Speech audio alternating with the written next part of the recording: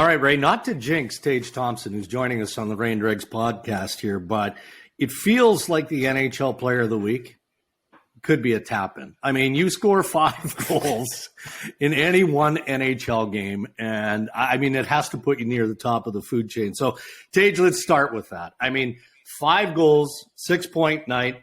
I mean, it was a special night, but did it feel like it was developing into a special night as you scored 3, then 4, and then ultimately 5? Yeah, I think so. I think we came out playing the right way. We executed how we wanted to play. We knew they were coming off a back-to-back, and we just wanted to keep things simple. And they get into a little bit of penalty trouble there early on. We're able to capitalize on the power play and kind of give ourselves a big boost there in the first period. And I think from there, kind of things just start to snowball for us. So I was at my kid's soccer game. I'm scrolling. I'm like, geez, 1, 2, 3. My God, he's got 4 in the first.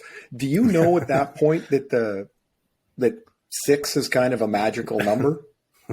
Like, do you know that, or?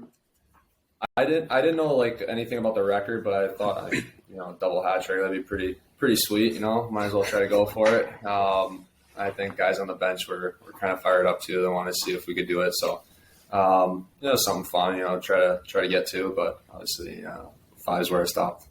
Isn't it crazy? Like when you have a night and the puck is just on your stick at the right time in the right place. It's like, it's so fun, and it doesn't happen very often, but for 2 years now, it's happening a lot for you. How do you go from a year and a half ago, you have 8 goals in just under a half a year, to 38 last year, to 21 already this year? How does that happen for you? I think the biggest thing is just confidence. I think if you look back a year and a half or whatever it was, where I had 8, I think Donnie took over halfway through the season. That's where I started to play, started to get an opportunity. And from there, you get a couple, you start feeling good about yourself, start feeling good about your game. And from there, you just kind of keep rolling. And then I think I carried that over into next season and, got a lot more opportunity and, chance on the first power play and playing some big minutes. And I think I just tried to take advantage of it and was fortunate enough to do so. And obviously got paired up with some good line mates that, helped me along the way. So I think that probably opportunity and confidence mixes in together. And, that's where you see the results. Well, you mentioned Donnie. It's my brother-in-law, Don Granado. And so when he took over from Ralph Kruger, and he was telling us, he's like, wait till you see him explode. He's like, wait till you see when his shot becomes known.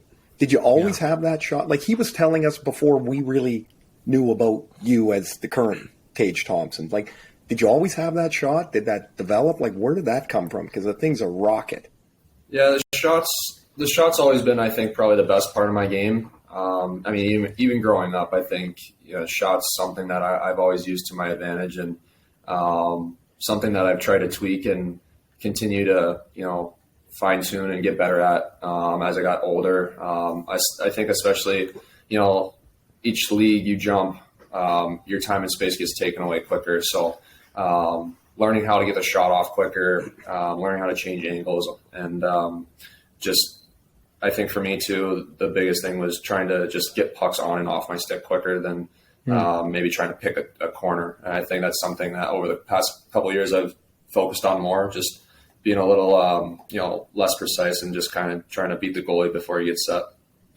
Okay, so you mentioned the puck on and off your stick, but you also, I said this earlier, like I hate throwing comparisons out. I've not seen somebody your size handle the puck like you do since Mario.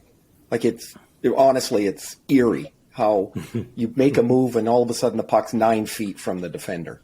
Like, have you always been patient with it, like to hang on to it? It's like, it's like you don't have a panic point, which is really pretty hard. People might not understand that. Yeah, I think it could be a good and a bad thing at times. I think, in the past, it's probably something that's got me in trouble a little bit, is holding onto the puck a little too long and then, you turn it over. And I think that was just because I wasn't strong enough. I think, the first few years in the league, I just, wasn't filled out, wasn't strong enough, wasn't mature enough. And I still tried to hold on to pucks and, make the plays that I'm doing now. But I feel like now that I have the strength with that, it allows me to hold on to pucks easier. But I mean, even going back to when I was a little kid, I wasn't always this big, so I was more of a skilled. I always had the hands when I was younger and that skill, and then out of nowhere, I just kind of shot up and I grew like 4 or 5 inches in 1 year. So I think that's something that just kind of stuck with me as I hit that growth spurt. Geez, I'm Tage waiting for that spurt, man. I got to say, I'm still waiting. Yeah. Tage Thompson joining us here on the Rain Dregs podcast. I know Ray wants to talk about a comment that Auston Matthews made very recently, but Tage, you just mentioned your growth spurt. Grew up in Arizona. So, look, I mean, you probably came around the time when hockey was developing in Arizona, right? So it's not unusual, you, Matthews, go down the list, to develop into star NHL players, but you're not playing hockey 12 months of the year in Arizona. So was there another sport or were you just all over the map in terms of your quality as an athlete? Yeah, actually, I didn't even really play hockey in Arizona. My dad was playing there at the time, and that's when I was born there. Right. But then we moved around a bunch, so that was kind of our summer spot. So we'd go back there in the summers. I know, which seems kind of backwards, but that's kind of been our home base in the summers growing up. But never really played minor hockey there. Mostly out east. But yeah, I played baseball growing up. That was kind of my 1-2 sport: baseball and hockey, and played a bunch of sports, tried them out, but those were kind of the 2 main ones for me. When you're growing up and, you say you got a growth spurt late, you end up you're at the National Development Program, then you go to the University of Connecticut. How do you end up at UConn? Of all the schools, that always struck me as an odd one, and then pretty clearly it worked out okay for you, but how'd you end up there? Yeah, it's kind of a funny story. I was touring a lot of hockey schools. Obviously, I knew I was going to go to college, and I think Hockey East was I just kind of had my mind set on Hockey East for whatever reason. And I think UConn was honestly one of the last schools that I toured. I didn't know anything about them. I didn't even know they were in the Hockey East at all. But my dad's like, hey, just give them a chance. So you might like the campus, might like the coaches. We'll see what happens. So, I went on the tour and fell in love with the campus, everything the coaching staff had to say. I think it was their second year in Hockey East, so they're a brand new school basically. And I knew going into college a year early that it was my draft year and that I wanted to go somewhere where I was going to get a big opportunity to play in all situations and basically just showcase what I could do. Especially being at that program with all those stacked players, maybe not getting to show off what I could do. And I think that was a big reason for choosing UConn, is I knew I was going to get a big chance there. When you get drafted and you turn pro, and then all of a sudden you're in this big trade, and you're a big part of the big trade. Like, how's a young guy process that? Like it wasn't like you were just a guy in the deal. You were an important part of the deal. Yeah, I mean, it was tough, especially those first 2 years. You come in and you get traded for a player who goes and wins a cup, and obviously, like there's pressure on you to produce and to succeed, and that wasn't happening at the time. And obviously, you hear the outside noise, and you just try to block it out. I mean, it's tough to do it at times, but is it hard though, Tage? Is it hard to block that out?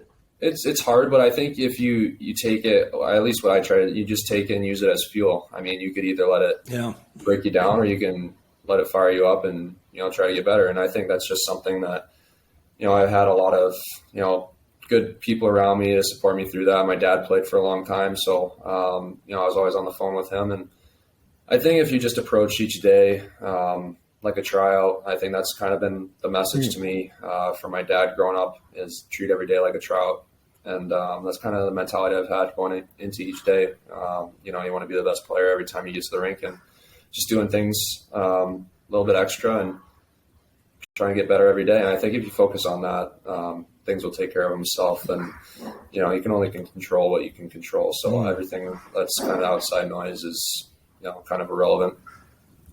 Is it nice, Tage, when you're admired by some of your peers, including some of the great players of the game today, right? In a recent interview, Auston Matthews was asked who he thinks is the most underrated player in the National Hockey League. He referred to last year and the 38 goals that you scored, but he instantly, without hesitation, said Tage Thompson. I mean, that has to mean something to you. Yeah, that's definitely cool. I mean, coming from arguably the best goal scorer in the NHL, it means a lot. I mean, we played together for that 1 year there at the program, and he's a player I always looked up to, especially when I was there. Just his work ethic, his hunger to be the best, and just watching his habits on a day-to-day, I learned a lot from him. So, and then we continue, I've skated with him the past few summers in Arizona. So, it's been great for me. I look up to him, and it's a pretty special feeling. Last one for me, Tage, is there's lots going on in Buffalo that looks really cool. Like you guys you're young, you're super talented, you score goals like crazy. Do you feel the swing? Like, do you feel the change? Because for all of us that watch, it looks way different in Buffalo.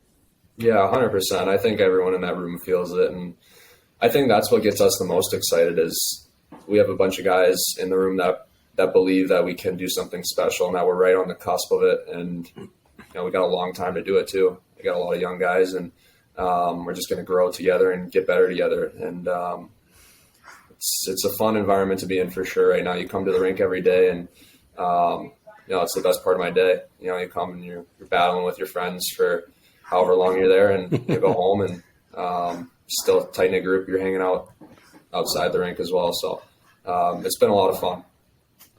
Yeah, and you're busy at home, right? We'll leave it with this. I mean, you've referenced your dad a couple of times. Well, you're a dad too, so you leave the rink, you head home, and you're on baby duty. Yeah, it's been great.